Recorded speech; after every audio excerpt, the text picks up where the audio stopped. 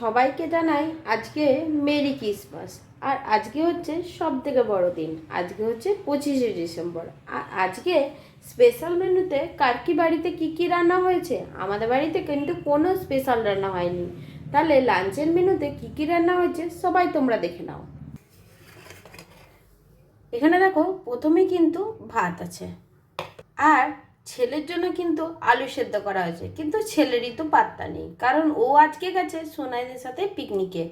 ও তো বাড়িতে ভাত খাবে না, তার জন্য কিন্তু আলু সেদ্ধটা আবার ফ্রিজে রাখা হয়ে যাবে, ওটা আমরা খেয়ে নেবো পরে।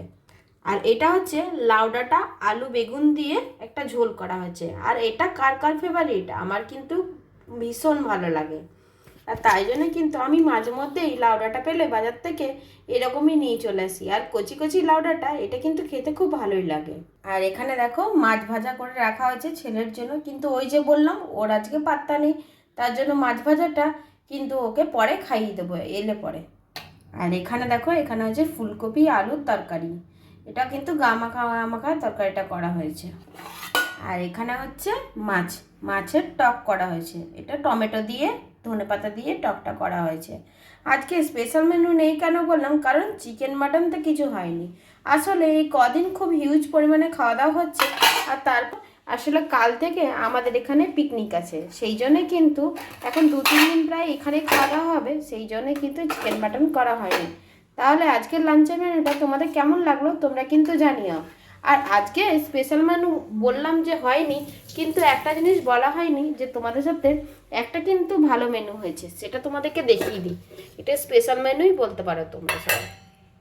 এই যে এটা হচ্ছে দুধ পনির করেছি, এটা রাতে রুটি দিয়ে খাবো, এখন ভাতের সাথে খাবো না, রাতে কিন্তু রুটি দিয়ে খাবো।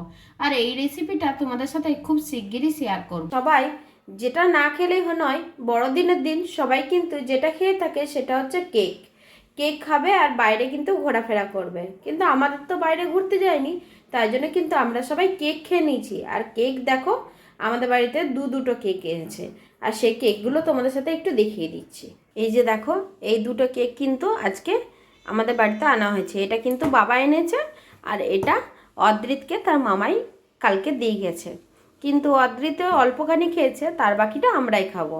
আর অদ্রিত না থাকলেও কিন্তু আমাদেরকে ওর মামা আগে দিয়ে যেত, আর এখন যেহেতু অদ্রিত আছে তার জন্য ওকে দিয়ে যায়। এই দেখো, এই ফ্রুট কেকটা খেতে খুব ভালো লাগে। এটা মানে কাজু আছে, কিশমিশ আছে, সমস্ত কিছু দেওয়া আছে, আর এটা কিন্তু খেতে খুব ভালো লাগে। আর আমাদের যেহেতু এই কেকটা খুব পছন্দের, সেই জন্য কিন্তু বাবাও ঠিক এই কেকটাই নিয়ে আসে। এই দেখো, এই কেকটা কিন্তু বাবা কালকে রাত্রেবেলা নিয়ে এসছে। চলো তাহলে তোমাদের সাথে এই ভিডিওতে আমি দুধ পনিরের রেসিপিটা শেয়ার করে ফেলি। আর দুধ পনিরটা যেহেতু বড়দিনে বানিয়েছি, আর বড়দিনের ভিডিও যেহেতু তোমাদের সাথে শেয়ার করছি, মানে ক্রিসমাসের ভিডিও, তাই জন্য কিন্তু এই ভিডিওটা এর সাথেই অ্যাটাচ করে দিলাম, মানে এর সাথেই শেয়ার করে ফেললাম রেসিপিটা। এই দেখো, এইটা কিন্তু সম্পূর্ণ পরিমাণ আমি নিরামিষভাবেই রান্না করেছিলাম। আর যেহেতু দুধ আর পনির দিয়ে বানাবো, তাই জন্য কিন্তু নিরামিষটাই আমি প্রেফার করি। আর এই দেখো, প্রথমে কিন্তু কাজু বাদাম নিয়ে নিয়েছিলাম, তারপরে কিন্তু কিশমিশ নিয়ে নিয়েছি, আর কিন্তু আমি নিয়েছিলাম এখানে পোস্ত, মানে গোটা গোটা পোস্ত না কিছুটা পরিমাণ দিতে হবে, 1 চামচের মতন। আর কাজু কিশমিশটা তোমরা প্রায় 8-10টার মতন কাজু দেবে, তার সাথে কিন্তু কিশমিশ দেবে প্রায় 8-10টার মতন। আর 8-10টার বেশি কাজু দিলেও হবে, গোটা কাজু, ওটাকে আমি ভেঙে দিয়েছিলাম। তারপরে কিন্তু আদা দিয়ে দিয়েছিলাম, টমেটো দিয়ে দিয়েছিলাম, একটা গোটা টমেটোও দিয়েছি। আর আদার পরিমাণটা দেখো কতটা অল্প পরিমাণ দিচ্ছি, আদা কিন্তু কম পরিমাণেই দিচ্ছি, যেহেতু অন্য মশলাগুলো আছে। আর কাজু কিশমিশটা বেশি করে দিয়েছিলাম, সেই জন্যই কিন্তু আদাটা আমি একটু কম পরিমাণেই দিয়েছিলাম। আর আমাদের লঙ্কাগুলো যেন তো খুব ঝাল ছিল, সেই জন্যই কিন্তু লঙ্কা একটাই দিয়েছিলাম।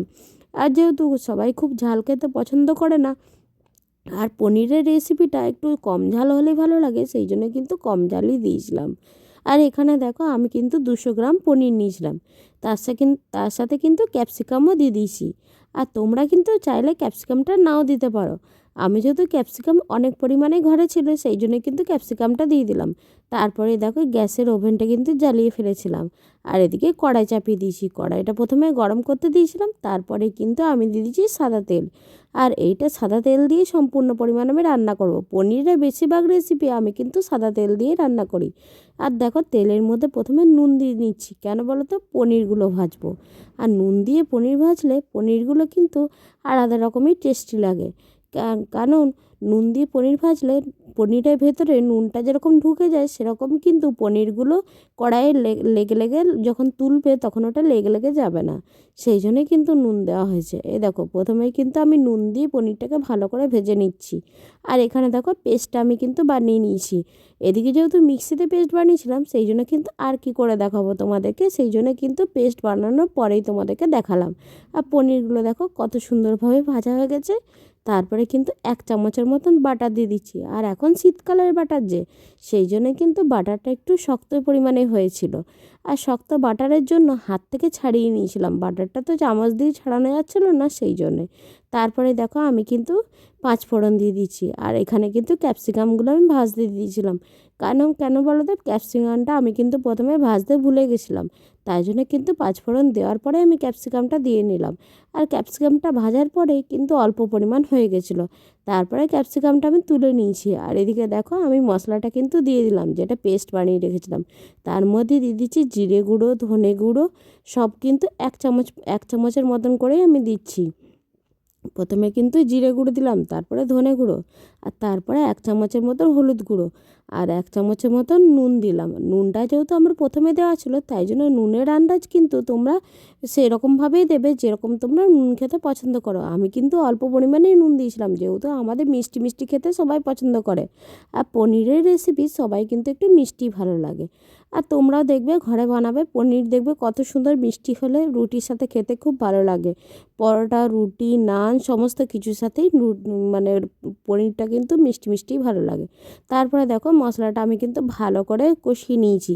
আর এ দেখো তেল ছেড়েই এসছে প্রায় মশলাটা, তখন কিন্তু আমি এর মধ্যে ক্যাপসিকামটা দিয়ে দিলাম। আর ক্যাপসিকামটা দেখো ভাজার পরে কতটুকুনি হয়ে গেছে, প্রথমে মনে ছিল অনেকটা, কিন্তু তারপরে যখন ভেজে ফেললাম তখন কিন্তু ওটা একদমই অল্প পরিমাণ হয়ে গেছিলো। তারপরে মনে হচ্ছিলো আর একটু ক্যাপসিকাম দিলে ভালো হতো, কিন্তু কি করব বলো, প্রথমে তো ভাজা হয়ে গেছে সেই জন্য কিন্তু ওটা আর দিলাম না। এরপরে দেখো আমি কিন্তু গরম মশলার গুঁড়ো দিয়ে দিচ্ছি, এটা কিন্তু মা বাড়িতেই বানিয়ে রাখে। গরম মশলার গুঁড়ো খুব কম পরিমাণেই দিয়েছি, যেহেতু পনিরের সাথে গরম মশলা দিতে আমি বেশ পছন্দ করি না। আর এখানে যেহেতু এলাচটা আমি প্রথমে দিতে ভুলে গেছি সেই জন্য কিন্তু গরম মশলা গুঁড়োটা দিয়ে দিলাম। এরপরে দেখো আমি কিন্তু 1 বাটির মতন ছোটো বাটির দুধ দিয়ে দিচ্ছি। এই দুধটা কিন্তু আমি প্রথমে প্যাকেট দুধ গুলে রেখেছিলাম গরম জলে, সেটা কিন্তু দিয়ে দিলাম। আর দেখো ওটা দুধটা দেওয়ার পরে কিছুক্ষণ ফুটিয়ে নিয়ে তারপরে কিন্তু আমি পনিরটাও দিয়ে দিচ্ছি। আর পনিরটা দেওয়ার পরে দেখো ফুটে আসবে, তখন কিন্তু কাস্তুরি মেথি দিয়ে পনিরটা আমি নামিয়ে নিলাম। তাহলে আমার পনির রেসিপিটা তোমাদের কেমন লাগলো তোমরা কিন্তু জানিও।